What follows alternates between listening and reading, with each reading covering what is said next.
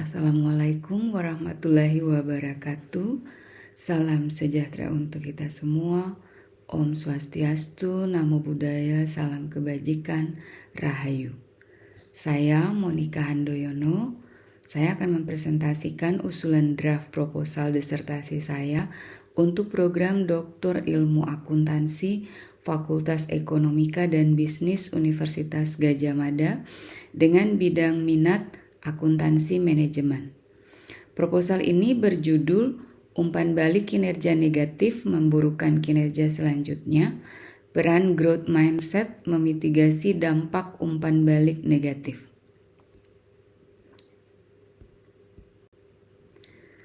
Dalam literatur perilaku organisasi, manajer biasanya disarankan untuk menghindari pemberian umpan balik negatif. Hal ini disebabkan umpan balik negatif akan menimbulkan respons emosional dari bawahan. Bawahan akan memandang umpan balik negatif tersebut sebagai serangan terhadap pribadinya. Umpan balik tersebut cenderung merusak citra diri yang sudah dibentuk dan melukai egonya, sehingga menyebabkan ketidaknyamanan. Bahkan dalam kondisi terburuk, umpan balik negatif ini akan menyebabkan penurunan kinerja pada periode berikutnya dari bawahan tersebut. Nah, pandangan ini didukung oleh sebuah teori yang dikenal dengan Feedback Intervention Theory atau FIT.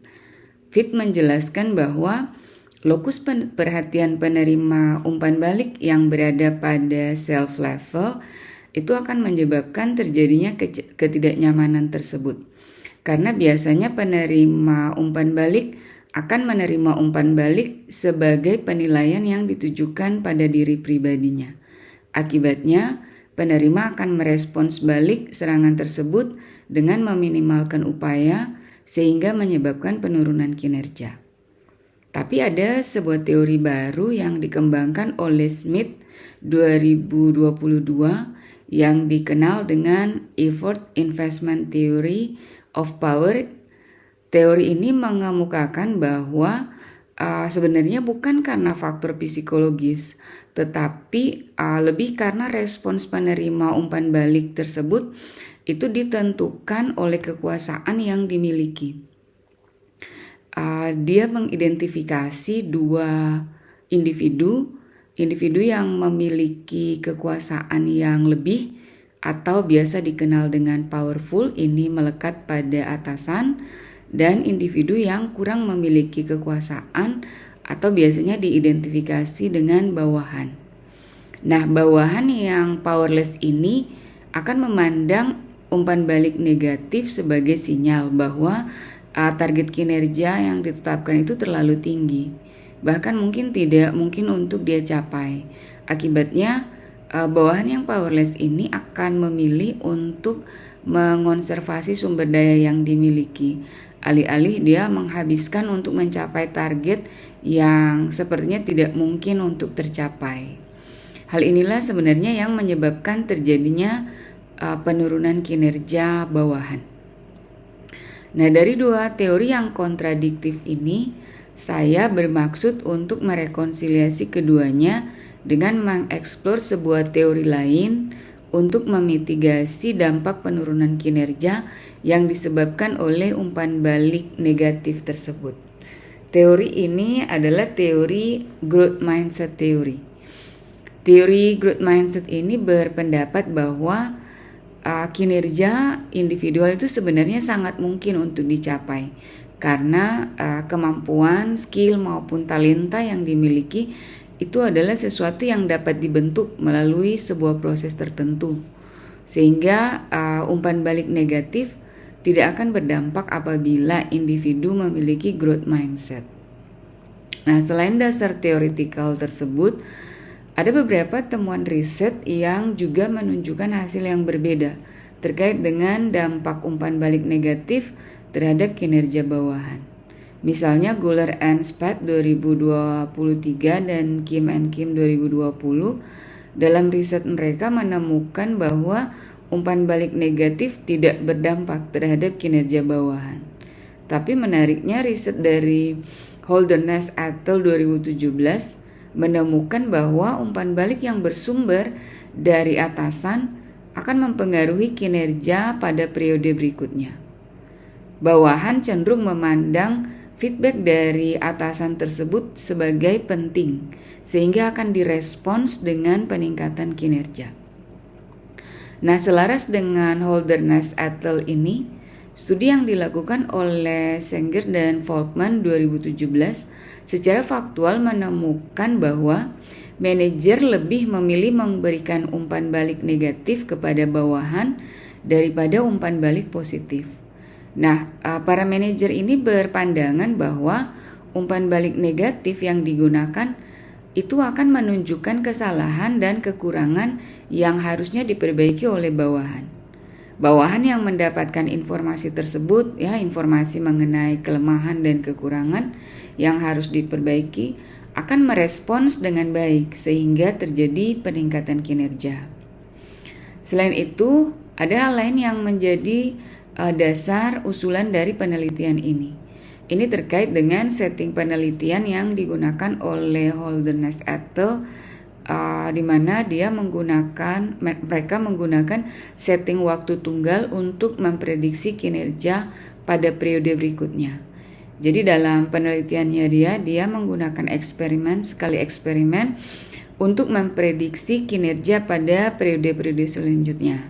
Nah, dalam penelitian ini saya akan menggunakan setting waktu continue atau multiple time untuk mengukur kinerja dari bawahan. Nah, settingan ini dimaksudkan untuk menunjukkan kesesuaian gitu ya dengan setting sebenarnya kinerja nyata di perusahaan.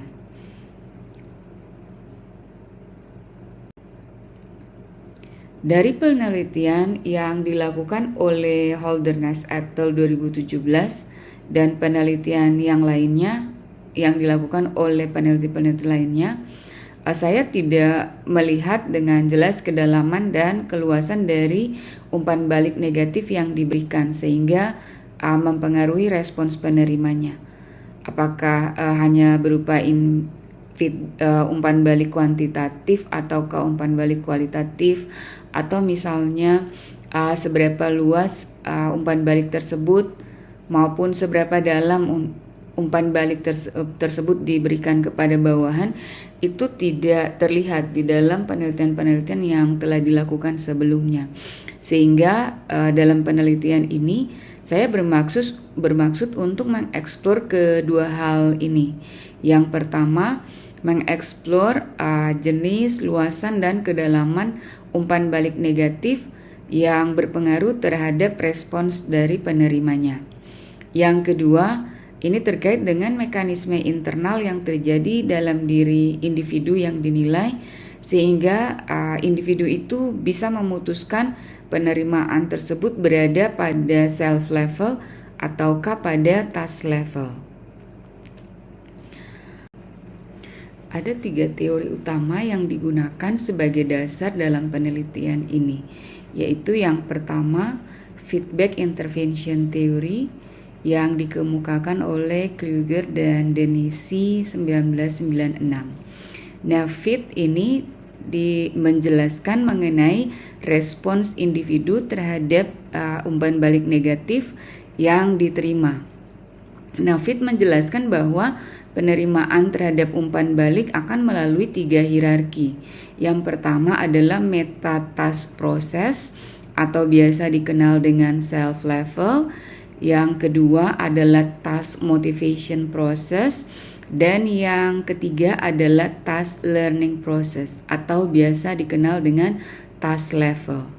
Nah, penerimaan umpan balik pada meta task process ini akan membuat individu lebih memfokuskan umpan balik sebagai penilaian terhadap diri pribadinya.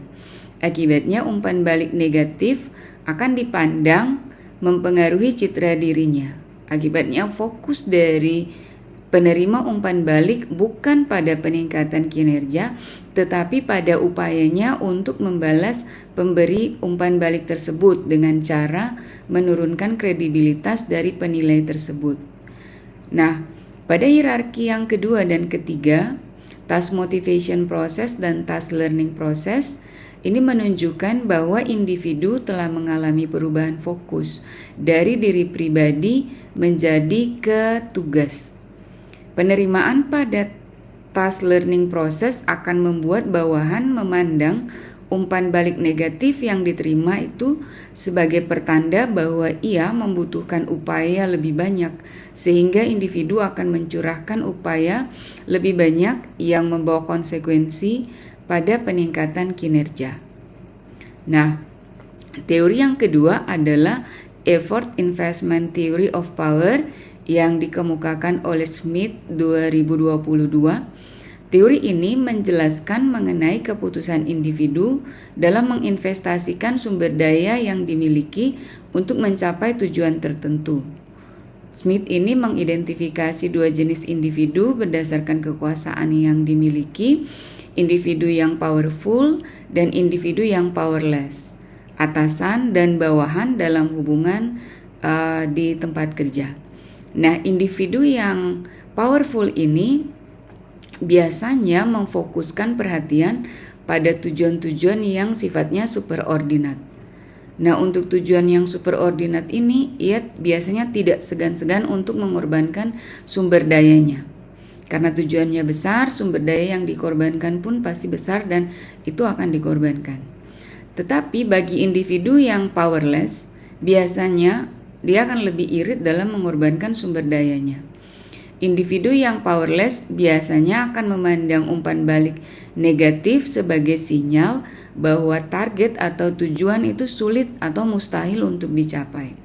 Akibatnya, dia akan memilih untuk mengkonservasi sumber daya alih-alih mencurahkan sumber daya tersebut untuk tujuan yang dipandang mustahil untuk dicapai.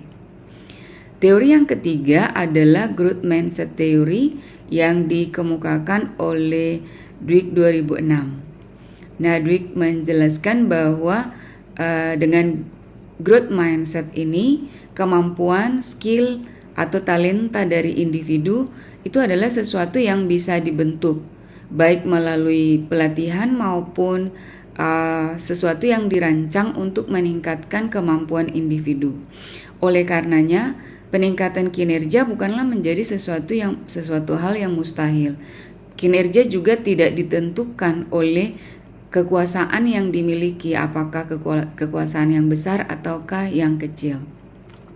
Semua talenta atau kemampuan bisa dibentuk ketika individu mau berada dalam usaha atau upaya tertentu.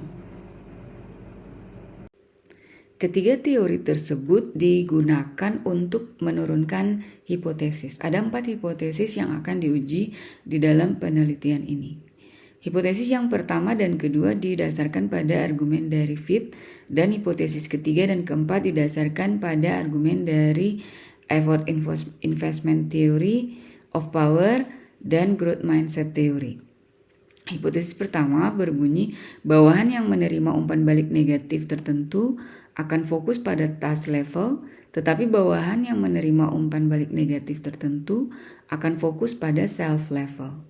Hipotesis yang kedua, bawahan yang menerima umpan balik sebagai task level akan meningkatkan kinerja secara terus-menerus, tetapi bawahan yang menerima umpan balik sebagai self level akan mengalami penurunan kinerja secara terus-menerus.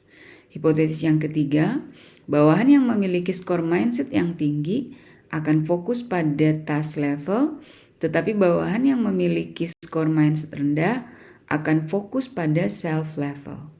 Hipotesis yang keempat, bawahan yang memiliki skor mindset yang tinggi akan menghasilkan kinerja yang meningkat terus-menerus. Untuk menguji hipotesis, saya akan menggunakan pendekatan eksperimen, lab eksperimen, desain eksperimen untuk hingga saat ini masih dalam proses. Saya berharap lewat program doktoral yang akan saya tempuh, jika Tuhan izinkan, saya akan mengembangkan desain eksperimen dengan melibatkan kepakaran beberapa pakar pada bidang akuntansi manajemen dan pada bidang psikologi. Eksperimen ini rencananya akan melibatkan partisipan, terutama partisipan yang telah memiliki pengalaman dalam melakukan penilaian kinerja, terutama kinerja dari subordinatnya. Nah, untuk menguji data, saya akan menggunakan ANOVA. Namun ada kemungkinan akan menggunakan metode yang lainnya. Demikian presentasi yang bisa saya sampaikan. Mohon masukan dan saran untuk perbaikan penelitian ini. Sekian dan terima kasih. Wassalamualaikum warahmatullahi wabarakatuh. Salam sejahtera untuk kita semua. Om Santi Santi Om. Namo Buddhaya, salam kebajikan, Rahayu.